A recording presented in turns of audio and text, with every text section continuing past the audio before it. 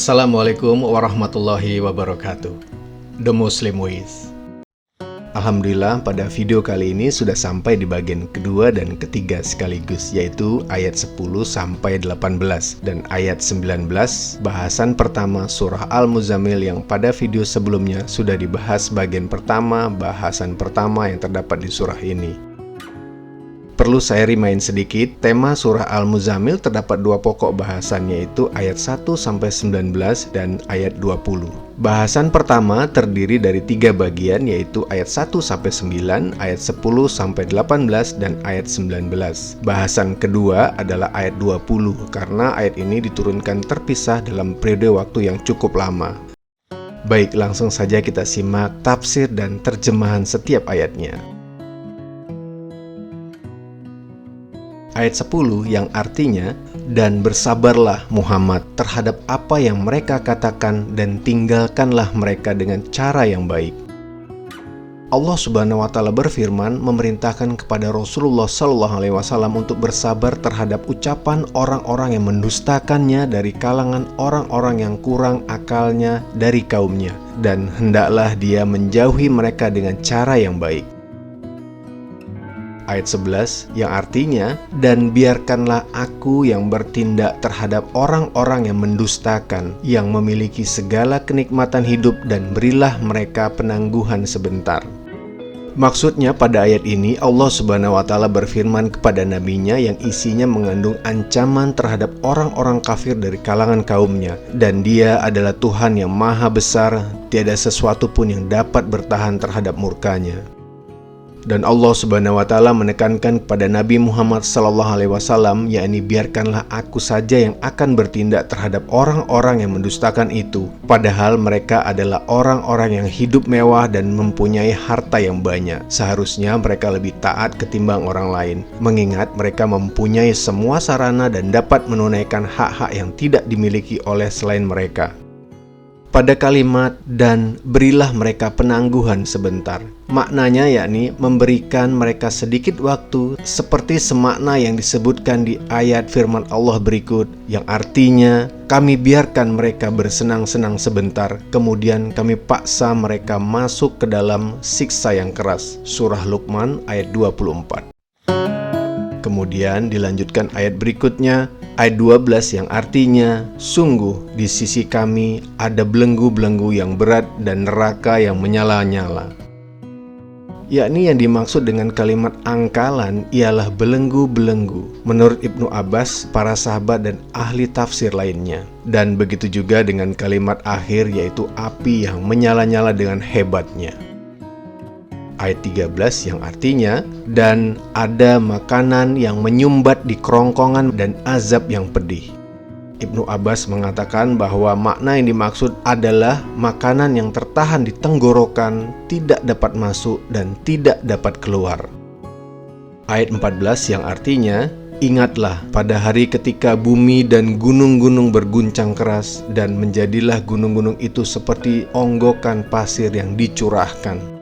Maksudnya bumi dan gunung-gunung mengalami gempa yang amat dahsyat, sehingga jadilah gunung-gunung itu seperti tumpukan-tumpukan pasir yang sebelumnya berupa batu-batu besar. Setelah itu gunung-gunung itu diledakkan dengan ledakan yang sedahsyat-dahsyatnya, sehingga tiada sesuatu pun darinya melainkan lenyap. Lalu bumi menjadi datar sama sekali, tidak ada sedikit pun padanya tempat yang tinggi dan tidak pula tempat yang rendah. Semuanya rata, tiada bukit dan tiada lembah.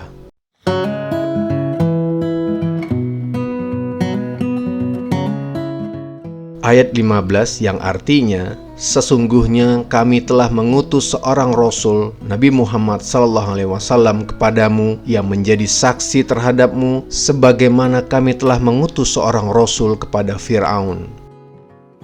Kemudian Allah Subhanahu wa Ta'ala berfirman di ayat ini yang ditujukan kepada kaum kafir Quraisy, tetapi makna yang dimaksud terhadap seluruh manusia terhadap amal perbuatannya.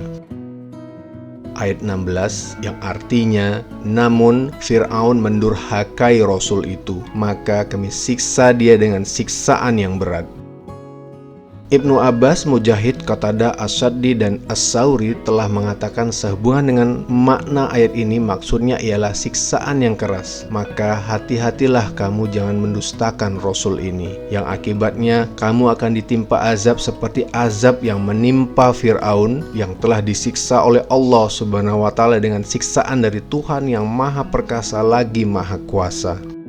Seperti sama halnya di firman Allah Subhanahu wa Ta'ala yang artinya, maka Allah menghukumnya dengan azab di akhirat dan siksaan di dunia. Surah An-Nazi'at ayat 25. Dari riwayat Ibnu Abbas dan Mujahid, maknanya yaitu, dan kalian lebih utama mendapatkan kebinasaan dan kehancuran bila mendustakan Rasul kalian, karena Rasul kalian adalah Rasul yang paling mulia dan lebih besar daripada Musa ibnu Imran alaihissalam.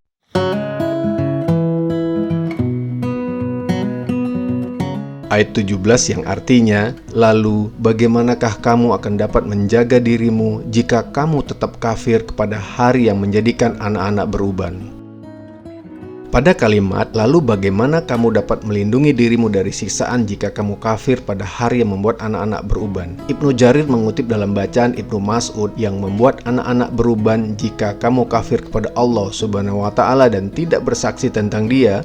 Jadi interpretasi pertama akan berarti bagaimana Anda bisa mendapatkan keselamatan bagi diri Anda sendiri dari hari kengerian besar ini jika Anda kafir. Ini bisa berarti artinya, bagaimana kalian semua bisa mencapai kesolehan jika kalian tidak percaya pada hari pengadilan dan menolaknya? Kedua makna ini baik, namun interpretasi pertama lebih dekat dengan kebenaran, dan Allah Subhanahu wa Ta'ala tahu yang terbaik arti dari firman-Nya. Berikutnya pada kalimat pada hari yang akan membuat anak-anak beruban adalah bahwa ini akan terjadi karena dahsyatnya kengeriannya, gempa buminya, dan kebingungannya yang menggelisahkan. Ini adalah saat Allah Subhanahu wa Ta'ala akan berkata kepada Adam, kirim sekelompok ke neraka. Adam akan berkata, berapa banyak? Allah Subhanahu wa Ta'ala kemudian akan menjawab, dari setiap 1999 ke neraka dan 1 ke surga. Lalu Allah Subhanahu wa Ta'ala berfirman di ayat berikutnya, ayat 18, yang artinya langit terbelah pada hari itu, janji Allah pasti terlaksana. Al-Hasan dan Qatadah mengatakan bahwa hal itu terjadi karena kedahsyatan dan kegemparan yang terjadi pada hari kiamat, dan janji Allah Subhanahu wa Ta'ala yang menyatakan akan terjadinya hari kiamat itu pasti terjadi dan tidak dapat dielakkan lagi.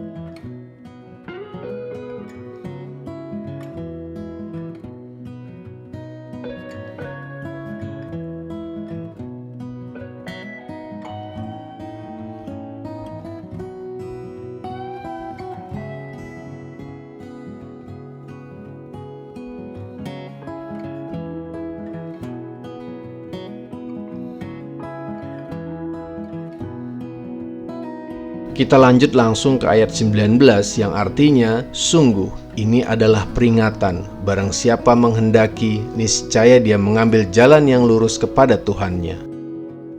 Pada kalimat, sungguh ini adalah peringatan, maksudnya adalah surah ini, Al-Muzammil. Ayat ini merupakan peringatan bagi orang-orang yang berakal sehat. Selanjutnya Allah Subhanahu wa Ta'ala berfirman, barang siapa menghendaki, niscaya dia mengambil jalan yang lurus kepada Tuhannya. Maksudnya dari mereka yang dikehendaki Allah Subhanahu wa Ta'ala untuk mendapat hidayahnya, seperti yang dijelaskan di dalam surah lain melalui firman Allah Subhanahu wa Ta'ala, tetapi kamu tidak mampu menempuh jalan itu kecuali apabila dikehendaki Allah. Sungguh Allah Maha Mengetahui, Maha Bijaksana. Surah Al-Insan ayat 30. Sadaqallahul Azim.